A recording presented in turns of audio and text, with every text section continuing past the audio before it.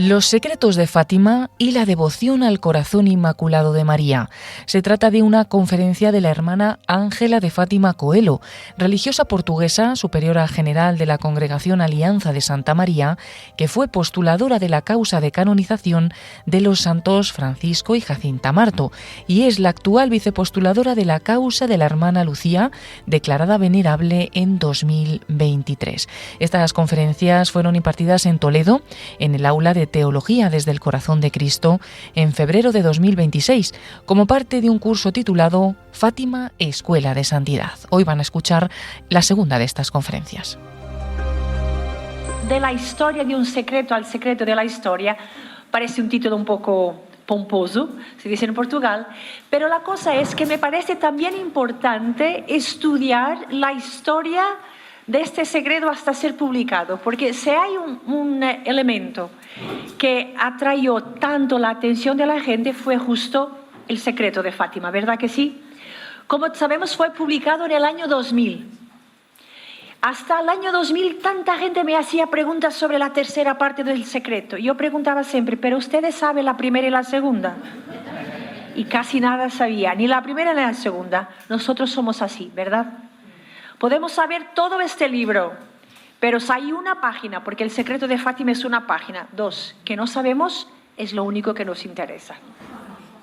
Y esto es ya una grande lección para nosotros, ¿no? ¿Cuántas veces preguntaban a Lucía por el secreto? Ella decía, miren, procura de vivir lo que sabes y no tendrás tiempo ni para pensar en este poco que no sabes.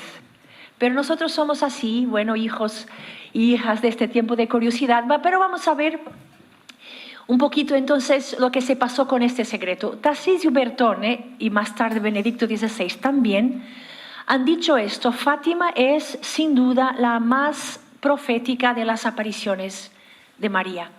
Estamos así dentro de esta grande dimensión profética. Si en el primer tema os hablé de un aspecto de la dimensión mística, la Eucaristía presente en Fátima, aquí nos vamos a tratar un poco de esta dimensión profética. Y una profecía, para ser auténtica, tiene que tener dos dimensiones. Denuncian algo que está mal, pero anuncian la salvación. ¿Cómo? En Fátima hay una denuncia del desprecio y de la negación de Dios, de la decadencia moral, el desprecio por el ser humano, porque el pecado también es desprecio por el ser humano, pero hay el anuncio de la salvación. Y ya iremos a ver cómo se ve todo esto en el secreto de Fátima, esta doble dimensión. Para ver un poco la historia, todo el secreto, que es apenas uno, fue visto el 13 de julio de 17. Después, y empezó a ser conocido así, la primera y segunda partes, dos cenas, fueron escritos por Lucía al final de agosto de 41, siempre por obediencia al obispo que le pedía para saber. Del cielo de Dios, de Jesús, recibió la indicación de la Virgen que la tercera todavía no. La cosa es que en el 43, y la hermana Lucía estaba en España en esta época, se queda muy enferma y se piensa que va a morir, pobrecita. Desde 43 piensa que va a morir prácticamente cada año y se murió en el 2005. Pero don José, el obispo de Fátima, Leiria Fátima, le pide que escriba la tercera parte. Y aquí se pasa una cosa que da también origen a alguna polémica actual, sobre todo cuando se publica el libro Un camino bajo la mirada de María. Es que es donde las carmelitas de Carmelo de Coimbra empiezan a publicar algunas partes de su diario. Lo que se pasó es que Lucía, en el 43, y es una mujer muy obediente, y ya iremos a ver mañana, no sabe cómo, no consigue escribir la tercera parte del secreto, ¿no? Escribe una carta tranquila, va a escribir la tercera parte y está en lucha porque por una parte el obispo le manda a escribir el secreto, ella quiere obedecer, pero no consigue. Entonces, en el 3 de enero de 44, Lucía va a hacer una hora de adoración particular, especialmente pidiendo al Señor, Señor, ¿puedo o no puedo responder al obispo? ¿Puedo o no puedo? Y entonces, en este momento en que Lucía estaba haciendo una hora de adoración, pidiendo al Señor luz para ver si debería o no escribir el secreto, en este momento ella tiene una otra experiencia mística, que no hace parte del secreto. ¿Me explico? Es una experiencia donde siente de nuevo las convulsiones, las montañas, los ríos, destrucción. Bueno, cuando termina esta atmósfera del sobrenatural, el Señor le dice, va y ahora escribe la tercera parte. Marcha a su cuarto y escribe la tercera parte. Ahora, cuando esto fue publicado, mucha gente empezó a decir, miren, ven, hay algo escondido. Todavía un otro secreto. No ha. La experiencia que la hermana Lucía tuvo en este 3 de enero fue nada que ver con el secreto de Fátima. ¿Okay? Fue una experiencia personal, de nuevo, de destrucción, de sufrimiento. Bueno, escribe la tercera parte del secreto y mete en el sobrescrito que podría ser abierto por el Papa cuando el Papa quisiera, después del 1960. Le preguntaron por qué esa fecha y le dijo, ella me parece que antes no se iba a entender. Bueno, así fue. En 17 de junio de 44 entrega al obispo de Leiria. En fin, quieres que esté seguro que nadie va a abrir, no manda por correo, encuentra una persona de confianza. Y sabemos toda la trayectoria de este sobrescrito. Está publicada en un libro del Santuario de Fátima que se llama propio El Secreto. Sabemos toda la trayectoria. Bueno, para simplificar, en el 57 llega a Roma, entonces era el Santo Oficio, la Congregación de la Doctrina de la Fe, que ahora es el Dicasterio de la Doctrina de la Fe, y es conservada en los archivos. Sabemos que Juan XXIII ha leído el secreto después del 17 de agosto de 59. Mete en su diario incluso las personas que lo leyeran con él. Incluso estaba un traductor de portugués para italiano. El Santuario de Fátima, para tener certeza, ha interrogado a Loris Capovilla, el secretario de Juan XXIII, que se ha muerto hace pocos años. La pregunta era, ¿Juan XXIII ha leído o no ha leído? Sí. ¿Por qué no decidió publicar? No sabemos. Aquí estamos. Juan XXIII ha leído el secreto. También Pablo VI. En el 25 de marzo de 65. Y déjeme deciros que Pablo VI es el primero papa a sufrir un atentado. En noviembre en Manila de 70. ¿Ok? El primer atentado no fue de Juan Pablo II. El más famoso. Pero Juan Pablo VI ha sufrido un atentado con sangre, con una faca, no sé cómo se dice, en Manila. Pero el secreto no sabemos por qué decide no publicar. Sabemos que Juan Pablo II, que fue electo papa en el 78, octubre, no se interesó por el secreto. Ni el 79, ni el 80. Era muy mariano, totus tuus, pero la devoción de Fátima todavía no le había tocado el corazón. Hasta el día 13 de mayo de 81, que fue, sí, este grande, famoso atentado, y cuando se recuperó en la clínica Gemelli, Juan Pablo II pide toda la documentación sobre Fátima, y claro, ahora que lo sabemos, imaginémonos nosotros en el lugar de Juan Pablo II, con una quirugía, en un atentado en el Día de la Virgen de Fátima, a leer el secreto. Obviamente su pontificado cambió, es su mirada para Fátima también. El secreto no sabemos por qué no lo ha decidido publicar inmediatamente. Sabemos sí que quería evitar el sensacionalismo. Quería evitar visiones demasiado, complicadas y de teorías de conspiración, ¿no? Juan Pablo II no quería eso. Anunció el 13 de mayo de 2000 en Fátima que iba a publicar el secreto. Confió a Ángelo Sodano una pequeña presentación ya en ese día, pero a Cardinal Ratzinger preparó un comentario teológico que es una pieza teológica esencial para entender Fátima, magnífica, y aquí está también como apéndice en las memorias de la hermana Lucía. La estructura es triplis. Tenemos la visión del infierno en la primera parte, la devoción al corazón inmaculado de María y la importancia del corazón inmaculado de María en la historia mundial, en el tiempo y en la escatología. Y tenemos como tercera parte el sufrimiento de la Iglesia. Simplifiquemos, ¿vale? Primera parte del secreto, el infierno, el para allá del tiempo, la escatología.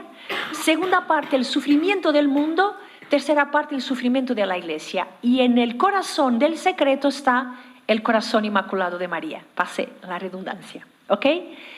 Pero el corazón de María en su papel en la macrohistoria. Después hablaremos de María en nuestra historia personal. Pero en este momento, en el secreto, precisamente porque estamos hablando de la dimensión profética de Fátima, es el papel de María en la historia mundial. Que es curioso como aquí el Señor la mete. Bueno, no voy a leer, pero este es todo el texto del infierno como Lucía lo ha escrito, y les muestra a la Virgen el infierno justamente utilizando las imágenes de la predicación de esa época. Era así que se predicaba, que se hablaba, hablaba del infierno, como un fuego debajo de la tierra, con los... O sea, no es que se procura hacer una película sobre el infierno, que no sabemos a la fin cómo es, sabemos que es un estado, pero que existe. Bueno, la Virgen va describiendo el infierno, después del infierno pasa para la segunda parte, y es aquí sí, voy a leer un poco, que la Virgen dice con bondad y tristeza: ¿habéis visto el infierno? ¿A dónde van las almas de los pobres pecadores? Nunca la Virgen trata a los pecadores de otra forma, sino pobres pecadores, justamente como una madre. Pobres pecadores. A mí me encanta este lenguaje de María, pobres pecadores. Para salvarlas, Dios quiere establecer en el mundo la devoción a mi corazón inmaculado. Es Dios quien quiere, no es la Virgen. Dios quiere, para salvarlas, estamos hablando de historia de salvación. Para salvarlas, Dios quiere establecer en el mundo la devoción a mi corazón inmaculado. Si hacéis lo que yo os digo, aquí empieza el tema de la libertad, si hacéis lo que yo os digo, se salvarán muchas almas y tendrán paz. De un modo muy simplificado, se salvarán muchas almas, el tema de la escatología, y tendrán paz. Segunda y tercera parte del secreto. Miren cómo el Señor mete en el corazón de esto el corazón de María. ¿Y qué cosa hace María? Si hacemos lo que ella nos dice, se salvarán muchas almas y tendremos paz. Dos temas que el Señor confía al corazón de su madre, de nuestra madre. La historia de salvación y la paz en el mundo. Si no, la guerra terminará, pero si no dejaren de ofender a Dios, miren, se hacen, salvarán muchas almas y tendrán paz, pero si no hacen, una guerra peor, una luz desconocida, persecuciones a la Iglesia, al Santo Padre. Para impedir la guerra, ella vendré a pedir la consagración de Rusia a mi corazón inmaculado y la comunión reparadora de primeros sábados. No pide, vendré a pedir el futuro, ¿ok? Sabemos que es Pontevedra y Tuy, 25 y 29. Si atienden a mis peticiones, increíble, de nuevo nuestra libertad.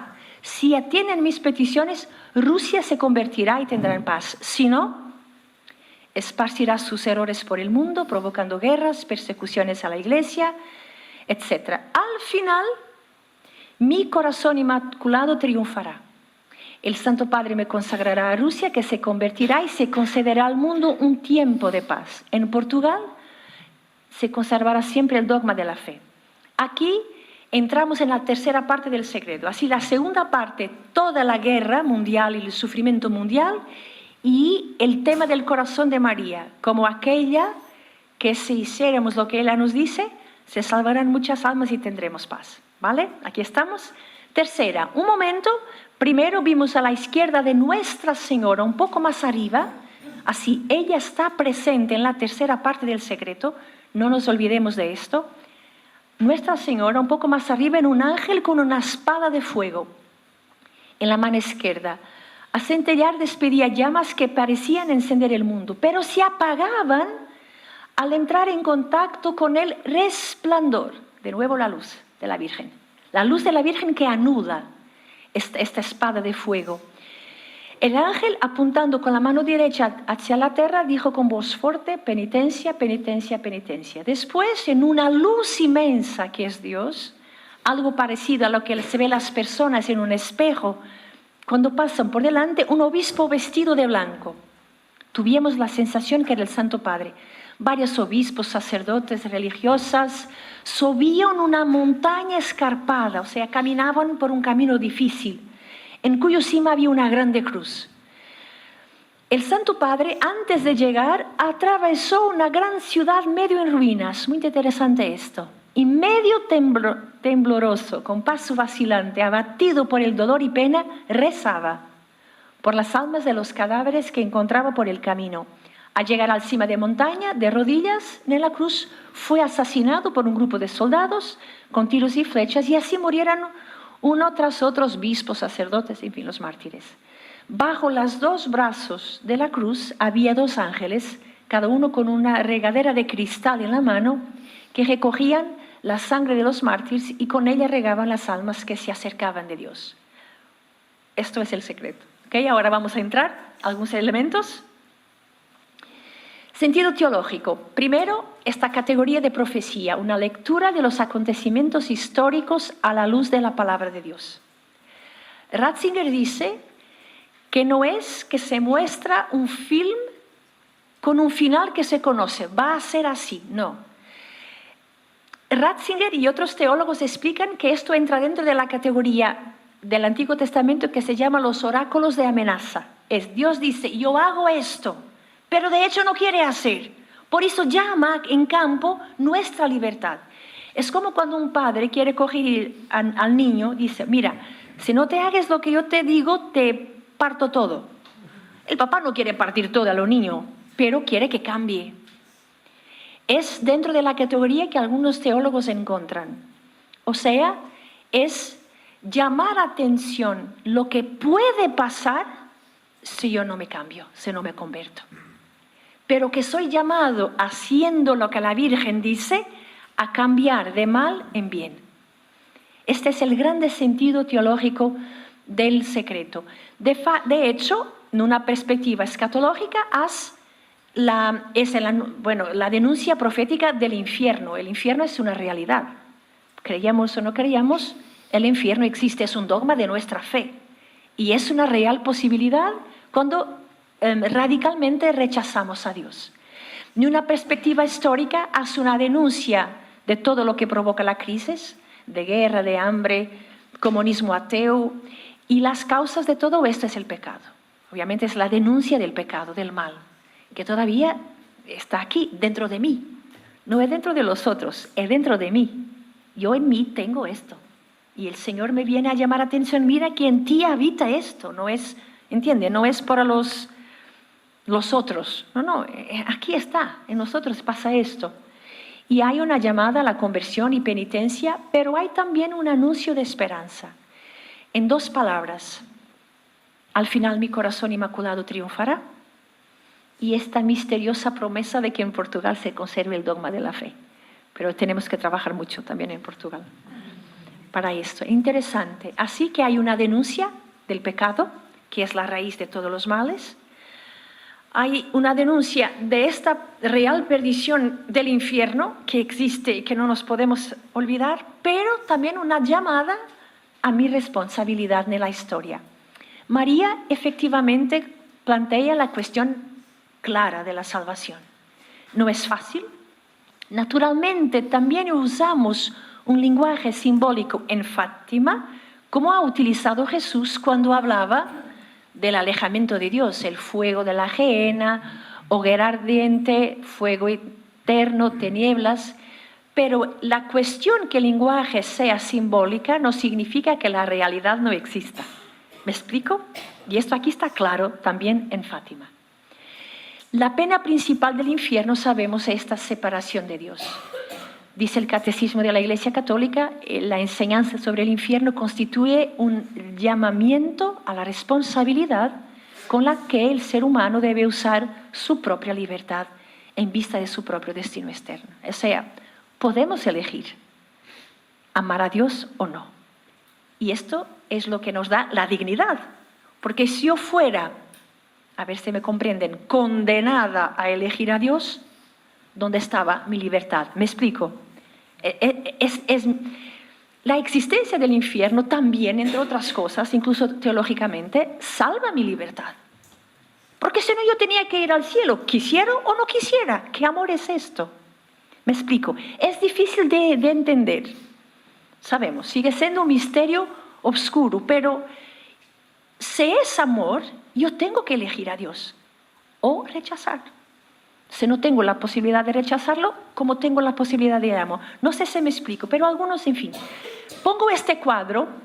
¿Saben quién pintó este cuadro? Salvador Dalí. Se llama El infierno según las apariciones de Fátima. ¿Por qué digo esto? Porque mucha gente dice que Fátima es solo para gente, ¿sabe?, muy pobrecita, que no sabe nada de nada. No, es también para artistas. Puedo gustar o no gustar de su arte, pero Salvador Dalí es un importante de la historia del arte. Se ve que es la Virgen de Fátima porque se ve esa figura luminosa azul que ven ahí. Sí, es la Virgen de Fátima. Así que incluso Dalí miró un poco al infierno, segundo Fátima. Me encanta este cuadro, que es un cuadro increíble, su visión del infierno. La segunda parte, el discurso un poco más histórico, político. La acción de Eleftheria Russia es sobre todo por la filosofía de Hegel, que tiene subyacente el ateísmo. No es tanto la cuestión económica y política, porque no hay sistemas políticos perfectos, ¿ok? No vale la pena también demonizar. Aquí lo que no es para demonizar. La cosa es el ateísmo y la persecución religiosa. Lucía fue muy clara. Aquí también tiene esta fuerza de todos los poderes políticos que impiden al pueblo de vivir la fe. Esta es la cuestión. Cuando un pueblo no puede vivir su fe, aquí sí, el corazón de la Virgen se preocupa. Cuando un grupo no puede vivir su fe, y el comunismo ateo, como sabemos, no es que impedía, es que mataba. Y por eso se preocupa la Virgen también. Para impedir todos estos males, Nuestra Señora quiere establecer en el mundo la devoción al corazón inmaculado de María. Con la consagración, con los primeros sábados y también con el rosario. Así que, dice Jacinta, es muy interesante. Dios, dile, dice Jacinta a Lucía, a todos que Dios nos concede las gracias por medio del corazón inmaculado de María.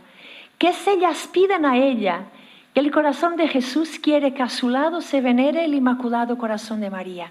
Así que aquí el corazón de María, en estas apariciones, emerge como aquella que por designio de Dios tiene un papel importante, especial, en la historia de salvación y en la paz del mundo.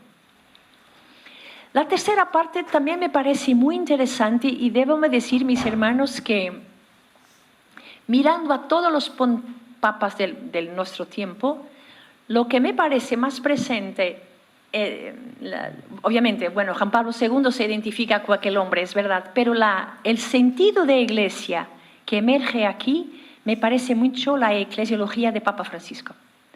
Muchísimo. ¿Por qué? Porque vamos a ver, un ángel con una espada de fuego y una mujer que impide, pero vamos a solo una cosa aquí, perdón. El Papa Cardenal Ratzinger, cuando comenta esta espada de fuego que tenta tocar la tierra, dice esta frase increíble: la posibilidad de que el mundo termine reducido a cenizas en un mar de llamas, hoy en día ya no parece en absoluto una pura fantasía. El propio hombre ha preparado con sus inventos la espada de fuego. Dice en el comentario. Quiero subrayar una cosa. El Papa dice, o Cardenal Ratzinger, el hombre es preparado, no tanto el tema del castigo. Esto me encanta. Y concordo, bueno, ¿quién soy yo para concordar con Ratzinger? Pero entienden el sentido. El Papa o el cardenal en esta época quiere subrayar esto. Nosotros preparamos nuestra destrucción porque Dios no quiere nuestra destrucción. Somos nosotros que la preparamos. No es Dios que mete en el ángel, en esta visión simbólica, la espada, es el hombre. Y esto por eso lo meto aquí, porque somos responsables y tenemos que comprender. Pero ahí está la Virgen que con su mano, con su brillo, anula estas llamas. Hablando en la iglesia vemos, miren, una ciudad en ruinas. el Papa y la Iglesia que camina, una montaña difícil, la cruz y la sangre del Papa y de los mártires. Vamos a meditar un poco en estos elementos, ¿vale? La meta de la historia es la cruz, está claro. Todos van a caminar, pase lo que pase, van a caminar hacia la cruz. La meta, el núcleo del secreto, en mi opinión, es esta cruz, de la tercera parte. Aquí está, Cristo, la meta de la historia y la fuerza para el camino, porque la sangre de los mártires que se recoge debajo de los brazos de la cruz he ofrecido a los que continúan a caminar. La sangre de los mártires. Aquí está una teología del martirio perfecta. Porque aunque los mártires van a morir en la montaña, su sangre es recogida en unión con Cristo.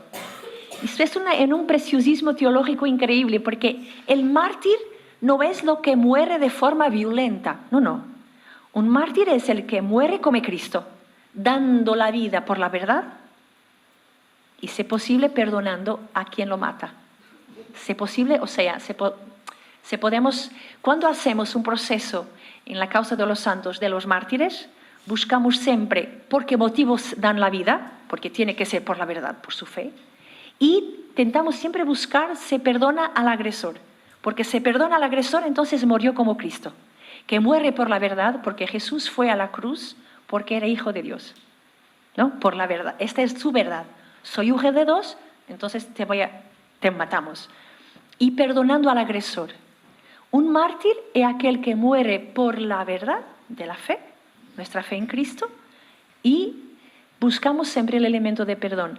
Saben que a mí, cuando tuve clases de teología del martirio en Roma, nuestro profesor contaba un caso de un mártir de la guerra civil española, de un sacerdote que iba a ser muerto, y antes de que el general, tenía un soldado, disparara el tiro, el sacerdote pidió permiso para hablar y llamó, el general se aproximó y el sacerdote le ofrece su reloj.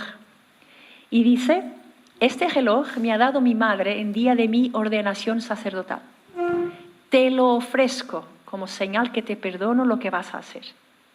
Se murió, obviamente es un mártir puro. Claro que Dios sabe hacer las cosas, lo general se convierte y es su principal testigo en su proceso de canonización. Pero tenemos los dos elementos, se muere porque es padre, sacerdote, y perdonando al agresor.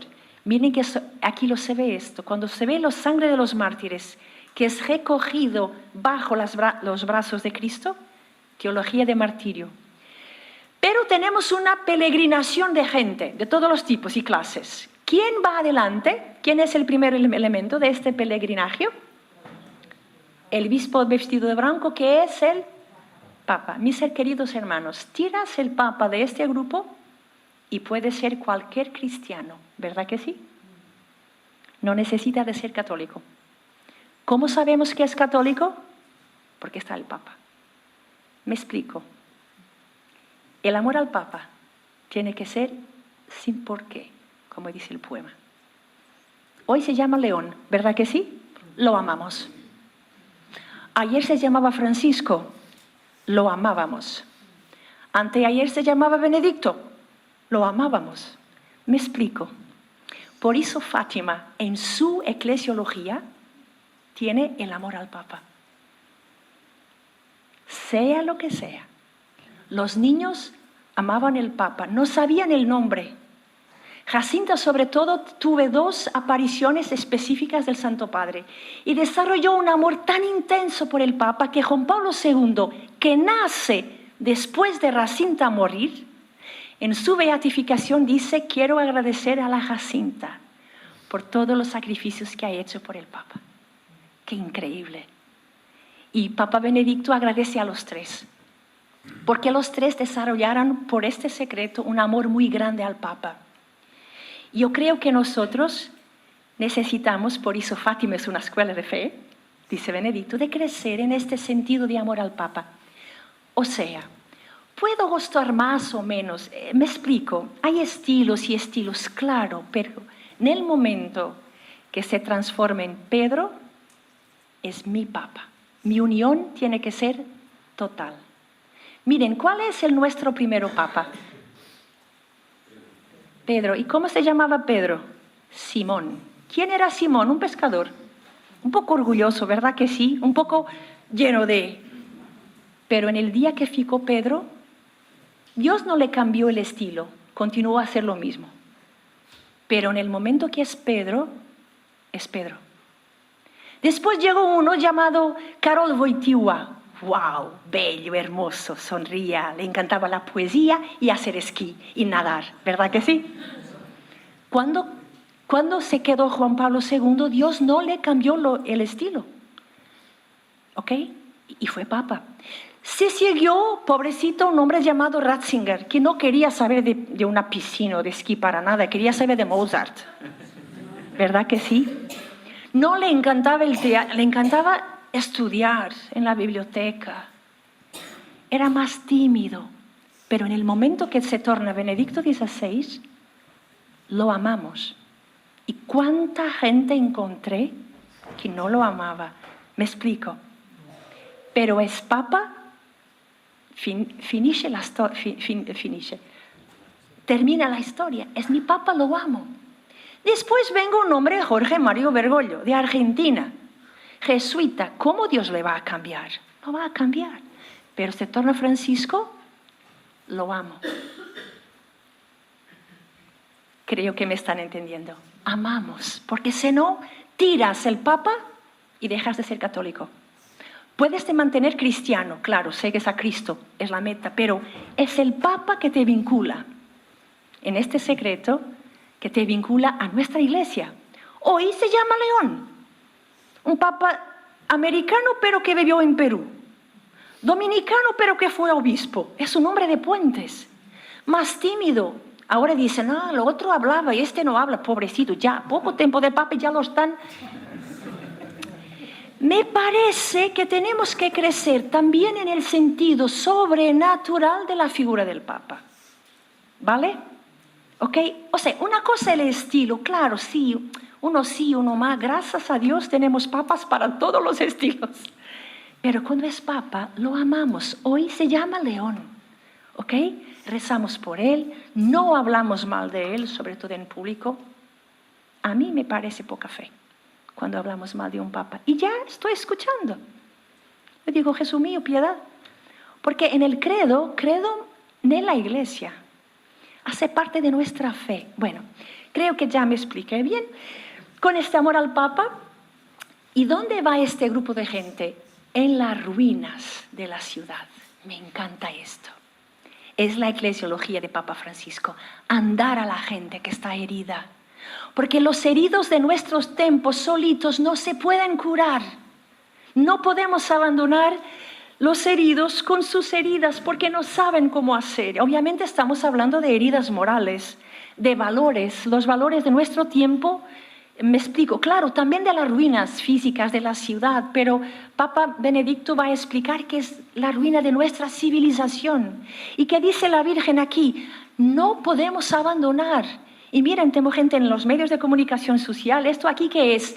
Es decir, amar a nuestra gente, salir a encuentro de ellos, cada uno con su vocación, cada uno con su ministerio, no alejarse, como si fuéramos nosotros los puros que no podemos tocar las heridas. Esto no es Jesucristo, pido perdón. Y no me quiero entusiasmar, pero esta parte siempre me entusiasma mucho. Sí, porque corremos este riesgo también hoy, de nos alejarnos tanto que olvidamos que somos llamados a asumir las ruinas de nuestro tiempo, porque para este tiempo el Señor nos creyó. ¿Creyó? Sí, amar nuestro tiempo, amarlo. Y si es confuso y caótico, pues amarlo precisamente por eso, porque es confuso y caótico. Y el Señor Jesús nos envía con nuestro amor a traer un poco de cura, de sanación a estas heridas. Yo amo ver esta iglesia que va por medio de las ruinas. No para se quedar ahí, para conducir a Cristo, como obvio. Después este Papa va a morir, bueno, en fin. El sentido permanente del segredo, dice Ratzinger, no es mostrar una película sobre el futuro ya fijado irremediablemente, sino todo lo contrario. El sentido permanente es movilizar las fuerzas del cambio para el bien. En realidad, dice Ratzinger sobre el secreto, toda visión ocurre solo para llamar a la libertad y orientarla en un sentido positivo. De este modo se subraya la importancia de la libertad humana. Increíble. El secreto de Fátima habla de mi libertad y por tanto de mi responsabilidad. La Virgen no quiso revelar el secreto para asustar a los niños, pero para interpelar a la solidaridad y al compromiso. Los pastorcitos, después del secreto, no eran niños traumatizados. Todo el contrario, estaban libres del egocentrismo propio de su edad. Vivían con un agudo sentido de la existencia. Por eso, para interpretar el secreto, este doble camino que la Virgen nos apunta, casi como fuera el Deuteronomio. Vos muestro el camino del bien y del mal, dice el Señor. Elige el bien para vivir. La Virgen dice, si hacéis lo que os digo, se salvarán muchas almas y tendrán paz. Es justamente presentar delante de nosotros estos dos caminos, este tema de la elección. De nuevo, es la liturgia de ayer, con las tentaciones de Dios.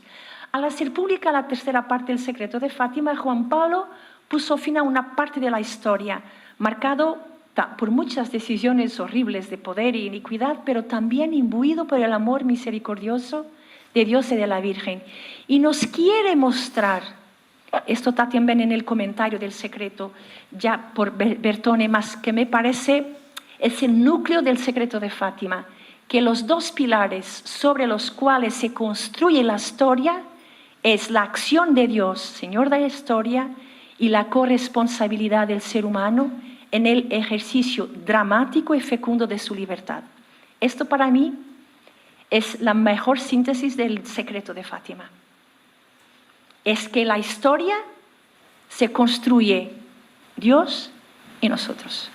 La gracia en mi respuesta. Claro que Él siempre nos precede y siempre nos espera. Claro que el primer paso es siempre suyo, pero en la antropología católica es esto. Yo tengo un papel. Yo soy llamado a asumir mi responsabilidad. Y Fátima me habla de mi responsabilidad en la salvación y en la paz. Siempre en la mano del corazón inmaculado de María. Pero es una cosa tremenda, Fátima. Es una cosa seria, porque hablamos de la salvación y de la paz. Ya escuchamos un poco el papel del corazón de María en la historia mundial. Vamos ahora a ver en la historia personal y también haciendo referencia siempre con Ratzinger. El grande maestro de estos temas ha sido para mí Cardenal Ratzinger en la tercera parte del secreto. Hablamos del tema de María en Fátima, que es también un eje teológico, la Mariología. Y empezamos con esta expresión, tenemos una madre, que es una expresión que Papa Francisco utilizó varias veces en Fátima. Tenemos una madre. Pero él quiere esclarecer qué tipo de devoción a María. Una santa inalcanzable que tiene tantos dones que no la llegamos, o una maestra de vida espiritual. O por otra parte, la primera discípula de Cristo que me puede enseñar a ser discípulo, o una santiña a quien recogemos para conseguir gracias a poco costo. Esta era la grande interpelación de Francisco. ¿Cómo responde la Virgen? Pues en Fátima, interesante, dejen hablar de esto, es cuando Lucía en la primera aparición preguntó a la Virgen de dónde era, quién era, ella no dijo quién era. Dice así, quiero que vengas aquí durante 6 meses, en lo 13 de cada mes. Al final os diré quién soy y lo que quiero. O sea, pide el encuentro y después se da a conocer.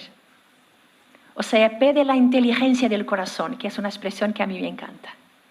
Saben que nosotros muchas veces queremos conocer para después decidir si hacemos o no hacemos. ¿No es así, verdad?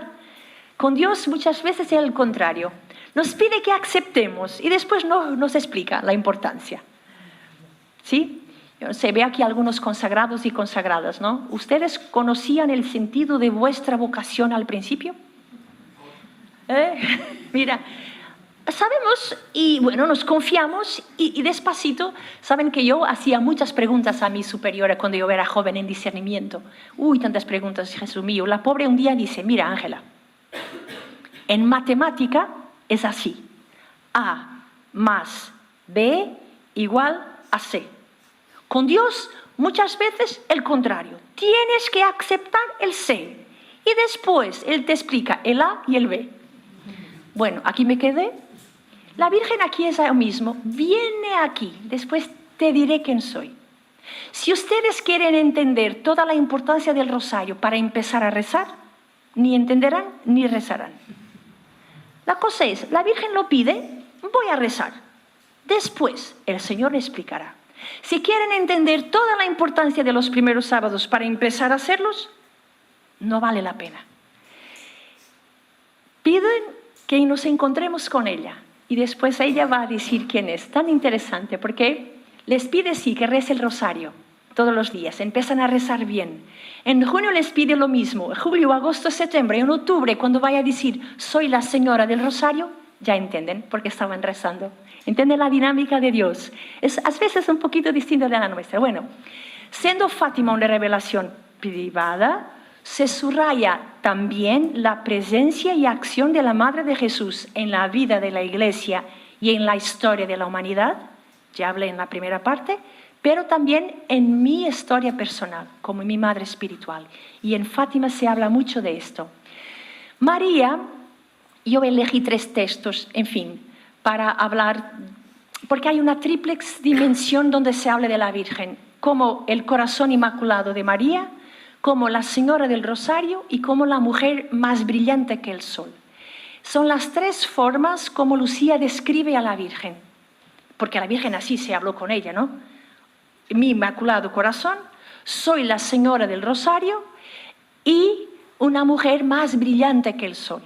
Voy aquí a enfocarme apenas en el corazón inmaculado de María, porque es el tema que me han pedido, y vamos a ver que está presente desde el principio, pasando por junio hasta julio, que terminé de explicar, después en Pontevedra y en Tui, que hablaré mañana. Ahora vamos a hablar apenas de las apariciones del ángel y vamos a ver características del corazón de María y sobre todo llegar a junio y me voy a terminar.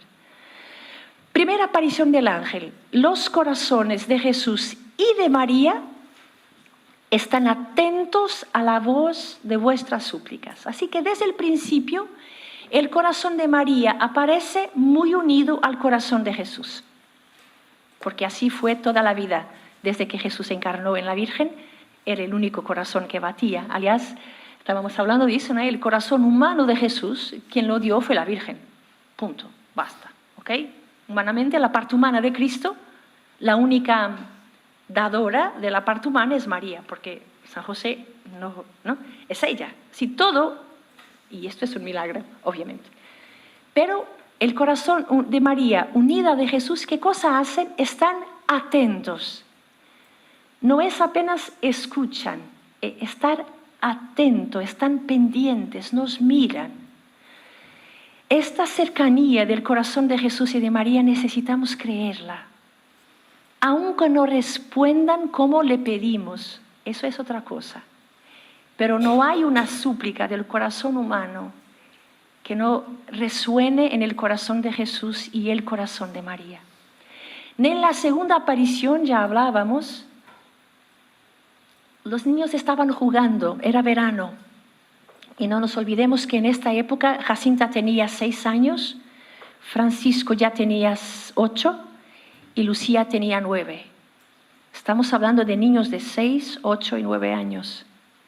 Estaban jugando, pero el ángel dice, ¿qué hacéis? Es propio una urgencia con su vocación. Rezad, rezad mucho. Los corazones de Jesús y de María, de nuevo la unión, tienen sobre vosotros designios y misericordia, tienen expectativas. Yo creo que algunas vocaciones llevan consigo por parte de Dios una urgencia. No es para todos, no creo. Creo mismo que algunos, Dios tiene mismo una expectativa especial, porque tienen un designio especial sobre algunos. No digo sobre todos, porque las vocaciones son distintas. Somos todos llamados a la salvación, al amor, pero parece que sobre algún de nosotros, y cualquier que sea el estado de vida, eso no es vinculado al sacerdocio, a la vida consagrada. No, cada uno de nosotros aquí presentes que escuchan, creo que hacemos parte de este grupo que Dios nos mira con esta urgencia. ¿Qué hacéis? Como si propio tuviésemos mucha responsabilidad. ¿Y qué responsabilidad es esta? Es estar conscientes de estos signos de misericordia que Dios tiene sobre nosotros y que nos quiere hacer instrumentos de esta misericordia para los demás. Esto es el tema. Ser instrumentos de este amor hasta las entrañas de misericordia, que significa dar a vida. Porque amor no es de palabras, es de vida.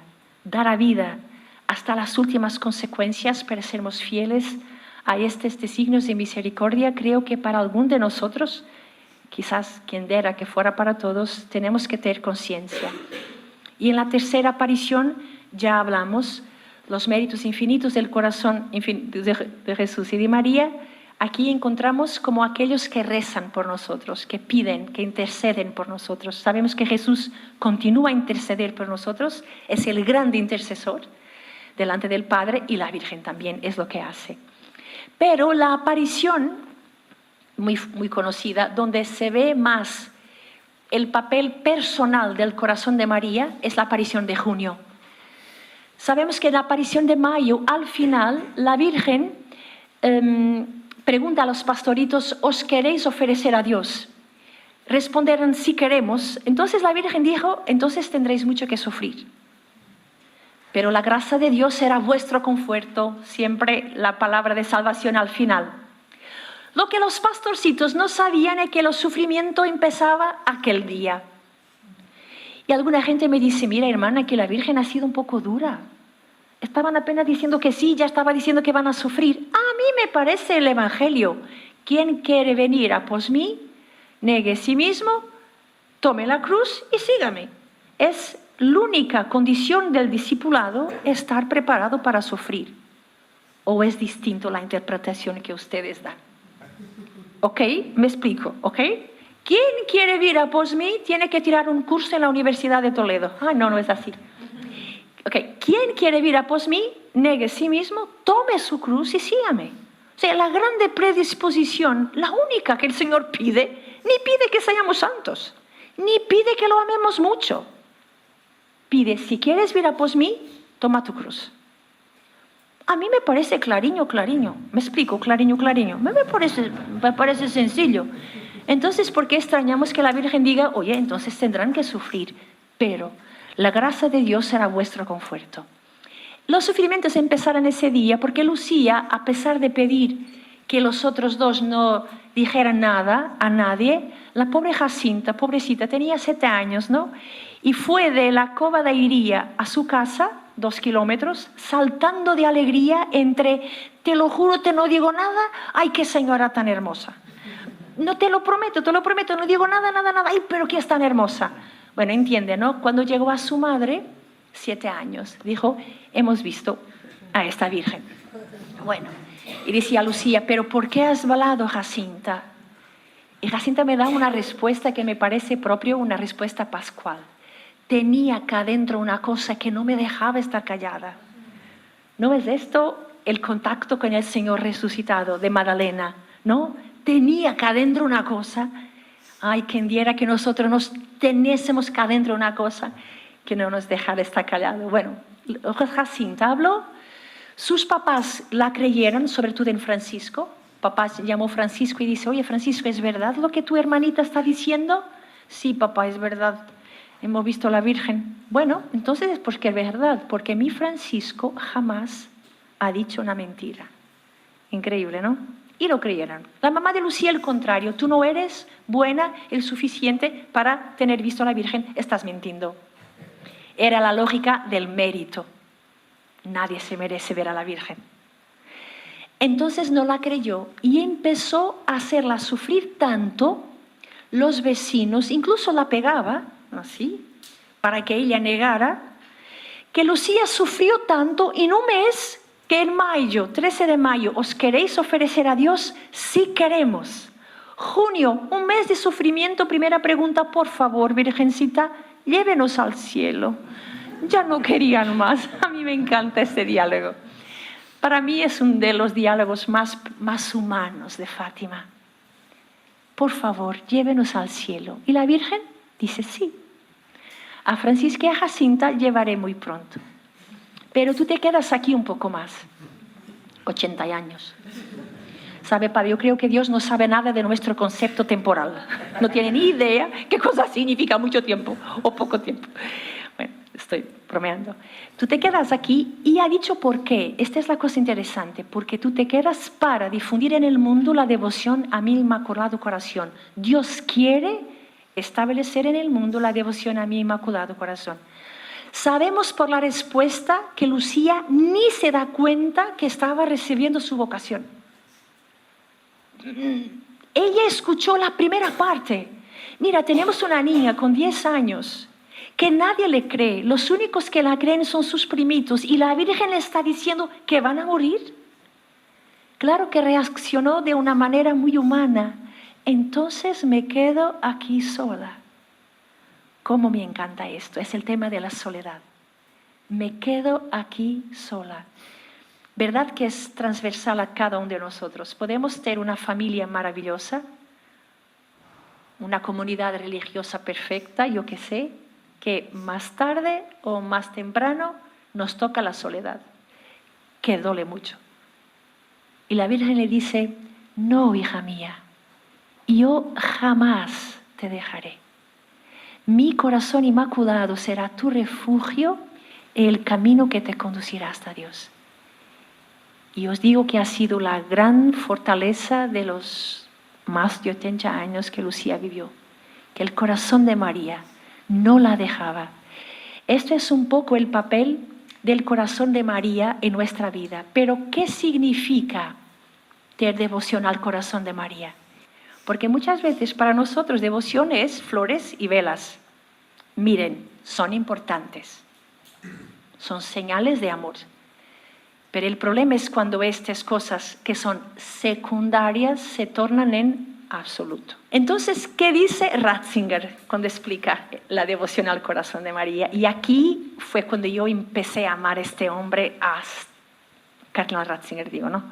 Futuro Papa Benedicto. Porque él, y les voy a decir lo que él dice, cuando habla del corazón de María, en el secreto de Fátima, en la segunda parte dice, para la salvación de las almas, para la paz del mundo, la solución ofrecida por Dios, muy extraña para una mentalidad anglosaxónica y germánica, estaba hablando de él, es el corazón de María.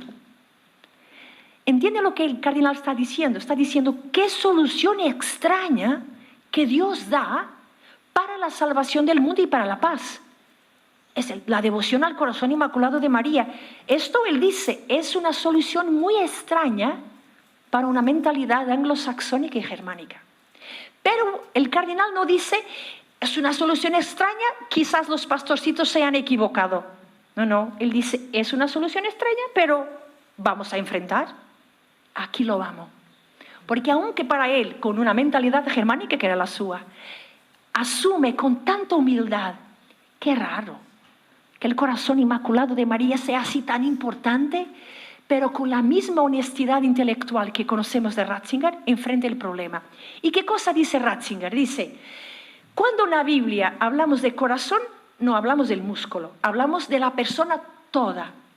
¿Dónde confluye su inteligencia, su memoria, su libertad, su afectividad?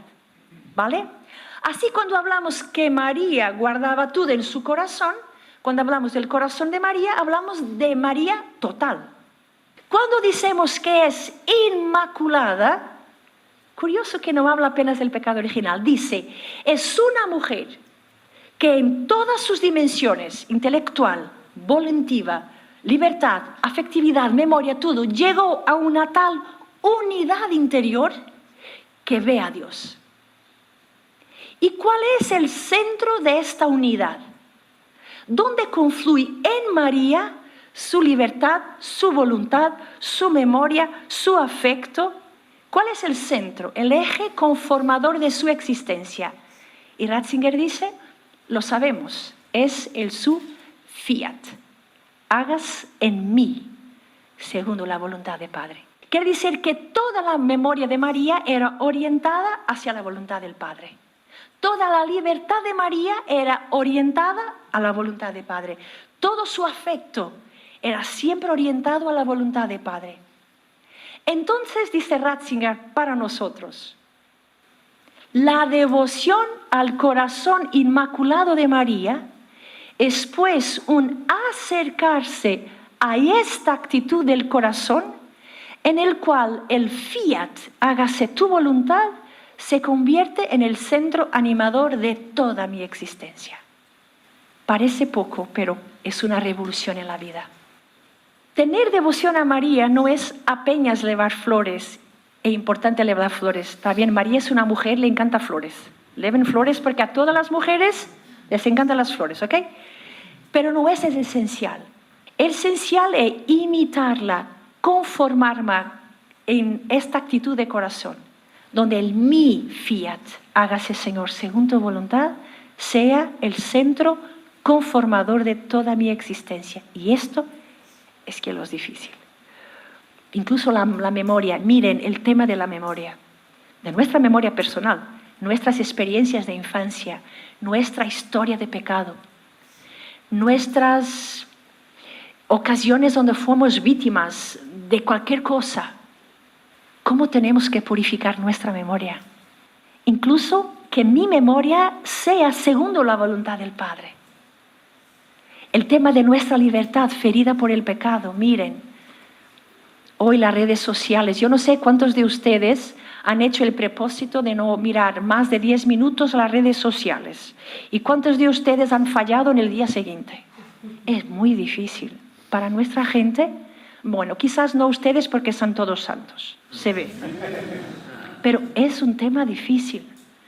Cómo las redes sociales están cogiendo nuestra libertad. Pues sacar el celular, no veo. Uf, a mí me cuesta mucho. Tengo que decir la verdad. Yo no tengo redes sociales por miedo de mí, porque no sé si soy capaz de aguantar. Este tema, la voluntad de Dios, ser mi centro conformador. ¿Cuántas veces preguntamos a Dios qué quieres de mí? Pensamos que es elegir la vocación y está. Bueno, yo soy consagrada y ahora tengo que preguntar en cada día lo que el Señor quiere de mí, porque cada día tengo que elegir, cada día, cosas pequeñas, pero cosas grandes. Esta es la verdadera devoción al corazón inmaculado de María. Acercarme de esta actitud en que el fiat sea el centro. Miren como una rueda, ¿no? El eje tiene que ser, Padre, hágase en mí según tu voluntad. Hay una frase de Papa Francisco en una carta, en un tema que no lo sé, pero que a mí me encanta, que es una pequeña oración que enseñó. Jesús, lo que tú quieras, como tú quieras, cuando tú quieras. Prométeme apenas que estás conmigo en cada paso del camino. Qué sencillez. Lo que tú quieras, Jesús, como quieras, cuando quieras. Finaliza así en Radio María una conferencia sobre el mensaje de Fátima pronunciada por la hermana Ángela de Fátima Coelho, una conferencia que fue impartida en Toledo en el Aula de Teología desde el Corazón de Cristo en febrero de 2026 como parte de un curso titulado Fátima, Escuela de Santidad.